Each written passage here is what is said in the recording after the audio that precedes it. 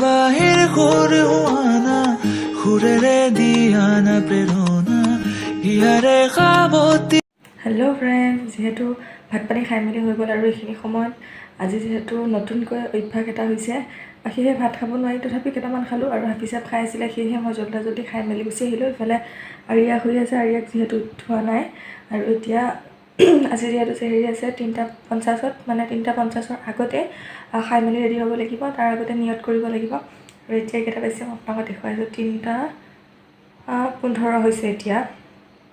3:50 time আছে, সেয়ে আগতীয়াকৈ খাই মেলি ৰেডি হৈ গৈছোঁ, যিহেতু আৰিয়া আমনি কৰিব পাৰে কোনো নাথাকিলে ওচৰত। আৰু মই আপোনালোকক ৰাতিপুৱা লগ পাইছোঁ, কেনেকুৱানো লাগে প্ৰথম ৰোজা, অভ্যাসটো হয় নাই, সেয়ে আজি প্ৰথমটো তেন্তে চাই থাকক, ৰাতিপুৱা লগ পাইছোঁ আপোনালোকক। হেল্ল' ফ্ৰেণ্ডছ, নমস্কাৰ, আসসালামু আলাইকুম। কি খবৰ আপোনালোকৰ? আশা কৰোঁ সকলো ভালে আছে। যিহেতু আজি আছে এতিয়া ৰাতিপুৱা, মানে এতিয়া ৰোজা ৰাখিছোঁ, যিহেতু ৰাতিপুৱা সময়ত কাঁহী বাচন বৈ মাজিলে আৰু মই পাকঘৰটো অলপমান চাফা মানে পৰিষ্কাৰ কৰিলোঁ। আৰু এইফালে কাপোৰবোৰ আছে, ভাবিছোঁ এতিয়া এইবোৰ চব মেলি দিব। ৰ'দ ওলাইছে যিহেতু আজি, আৰু আজি দিনটো কেনেকুৱা হয় নাজানো, আজি প্ৰথম ৰোজা এতিয়ালৈ যিহেতু একো অনুভৱেই হোৱা নাই, ভাল লাগি আছে। আৰু ইফালে আৰিয়াক চাহ তাহ খোৱালোঁ মই, আৰু দিনটোত মই কি কৰোঁ তাকে অলপমান আপোনালোকক দেখুৱাম। ৰোজা যিহেতু আগবেলা সময়ত একো কাম নাথাকে, তথাপি ঘৰ চৰ পৰিষ্কাৰ আছে, আৰু যিহেতু ইফতাৰ বনাব লাগিব আবেলি 5টা বজাত, 5:40 আছে আমাৰ ইফতাৰ টাইম। তাৰ আগতে বনাই মেলি সকলোবোৰ ৰেডি কৰিব লাগিব, সকলোবোৰ দেখুৱাবলৈ অলপমান চেষ্টা কৰিম। আৰু আজি মোৰ চেনেলটো নতুনকৈ চাই আছে, তেওঁলোকক ইয়াৰ নাগেজ ব্লগৰ পৰিচিত নতুনকৈ স্বাগতম জনাইছোঁ। আৰু যদিহে তেওঁলোকে মোৰ চেনেলটো এতিয়া ছাবস্ক্ৰাইব কৰিলে নাই, তেন্তে ছাবস্ক্ৰাইব কৰি লগতে থকা বেল আইকনটো দবাবলৈ একেবাৰে নাপাহৰিব, যাতে মই আহিবলগীয়া নতুন ভিডিঅ' ন'টিফিকেশ্যনসমূহ আপোনালোকে পাই থাকে। এতিয়া পলম নকৰি ভিডিঅ'টো আৰম্ভ কৰিম। এতিয়া যিহেতু অলপমান ৰ'দ ওলোৱা নিচিনা হৈছে, সেয়েহে কাপোৰবোৰ এইদৰে মেলি দি লওঁ। যিহেতু কাপোৰ কানি মেলি দি থৈ আহিলোঁ, আৰু এতিয়া যিহেতু মানুহজন উঠাই নাই, এয়া শুই আছে ছোৱালীজনীৰ লগত, আৰু তাক খেলি আছে বাপেকৰ লগত। আৰু যিহেতু মোৰ মনটো ইমান ভাল লাগি থকা নাই, অলপমান বেয়া লাগি আছে। প্ৰথম ৰোজা যিহেতু পৰীক্ষা আছে মঙলবাৰৰ পৰা, হঠাৎ পৰীক্ষাৰ ৰুটিন পাই গ'লে মনটো বেয়া লাগি যায়। কোনো ধৰণৰ প্ৰিপাৰেশ্যন নাই, এতিয়ালৈ পঢ়া হোৱাই নাই একো, সেয়েহে পঢ়িব লগা আছে। ঘৰলৈ যামগৈ যিহেতু কাইলৈ মই, সেয়েহে বেয়া লাগিছে। ভাবিছে ৰোজাকেইটা যাব, তাৰপিছত পৰীক্ষা হ'ব, কিন্তু এতিয়া হঠাৎ ৰুটিন দি দিলে, সেয়েহে বেয়া লাগিছে অলপমান। তাতে চাই থাকক। যিহেতু ৰোজা মাহত বেছি কাম নাথাকে, এয়া ঘৰৰ এইখিনি চাফা চুফা, মানে অলপমান ক্লিন কৰা মেলা এইখিনি কাম থাকে, সেইখিনি জল্দি এইখিনি কৰি মেলি লৈছোঁ। তাৰপিছতে আকৌ আৰিয়াক গা ধুৱাব লাগিব, নামাজ পঢ়িব লগা আছে, জল্দি কামখিনি কৰি লওঁ, আপোনালোকে চাই থাকক।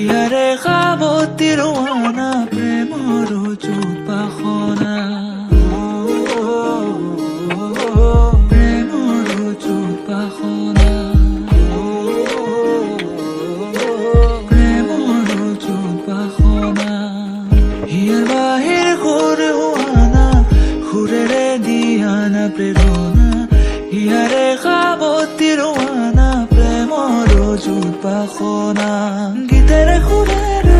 সকলোবোৰ ক্লিন কৰি মেলি হ'ল, আৰু গা পা ধুলোঁ, ধুই মেলি লৈ যিহেতু নামাজ পঢ়িব লগা আছিল, নামাজ পঢ়িলোঁ। আৰু আৰিয়া দেখিছে নহয়, তাইও নামাজ পঢ়ে মোক দেখি, সেয়েহে তাইক হিজাপ পিন্ধাই নামাজ অলপ মানে পঢ়িবলৈ দিছোঁ।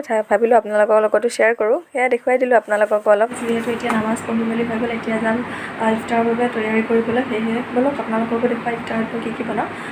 এইটো যিহেতু কেইটাত দেখিছে, নামাজ পঢ়িলে এইদৰে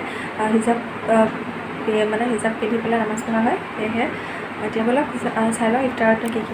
এইফালে মই এতিয়া বনাবলৈ লৈছোঁ পিঠা, মানে খলা চাপৰি পিঠা আমাৰ এইফালে কয়, নে আপোনালোকৰ ফালে কি কয় ক'ব, নাজানো। আৰু এইফালে পানী পিঠাও কয়।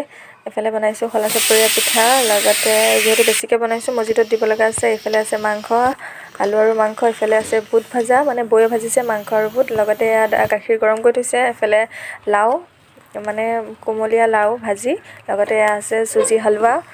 যিহেতু মছজিদতো দিব লাগিব, সেয়েহে বেছিকৈ বনোৱা গৈছে। এইফালে মছজিদলৈ চব বান্ধি মেলি হৈ গ'ল, দিব। বৌ আৰু মই এইদৰে আমি পাকঘৰত নামাজ পঢ়ি মেলি দুইজনী একেলগে সোমাওঁ। আৰু ফাইনেলি যিহেতু গোটেইবোৰ বনাই মেলি হৈ গ'ল ইফতাৰ, সেয়ে ভাবিলোঁ আপোনালোকক অলপমান দেখুৱাই দিওঁ মছজিদত দিবলৈ থৈছে হাফিজ যিহেতু সোনকালে বনাই মেলি হৈ গ'ল ইফতাৰ আমি যিহেতু সোনকালে পাকঘৰত সোমাইছিলোঁ বৈ মই ভাবিলোঁ চাচাহঁতৰ ঘৰৰ পৰা ফুৰি আহোঁ এইজনী হৈছে মাহিছা আগতে ভিডিঅ'ত দেখিছোঁ আপোনালোকে চিনি পায় সেয়েহে এইদৰে আমি ইফতাৰ সোনকালে বনাই মেলি লওঁ দুইজনীয়ে বনাই মেলি লৈ যদি সময় থাকে আমি ফুৰিবলৈ যাওঁ সদায় আৰু এতিয়া যাব লাগিব ইফতাৰ বাঢ়িব লগা আছে আৰু যিহেতু আহি পালোহি আৰু আমি ইফতাৰৰ বাবে গোটেইবোৰ এইদৰে ডাইনিঙতে উলিয়াই লৈছোঁ সকলোৱে একেলগে এইদৰে ইফতাৰ কৰা হয় এইফালে মানুহজন বহি আছে ইফতাৰ আগত লৈ আৰু ছোৱালীজনী এইফালে আৰিয়া বহি আছে তাইও যিহেতু ইফতাৰ কৰিব বোলে দোৱা কৰিছে তেন্তে ইফতাৰ কৰি মেলি লওঁ আৰু এইফালে দেখুৱাব পাহৰিলোঁ যিহেতু দৈ আনিছিল ফাইনেলি ইফতাৰ কৰি মেলি হৈ গ'ল আৰু ইফতাৰ কৰাৰ পাছত বহুত ভাগৰ লাগে ভিডিঅ' বনাবলৈ মন নাই আৰু যিহেতু ৰাতিলৈ নামাজ পঢ়িব আছে তাৰাবি আৰু এইফালে দিনটো কষ্ট কৰি মেলি এইফালে আৰিয়া যিহেতু এতিয়া টোপনি গ'লগৈ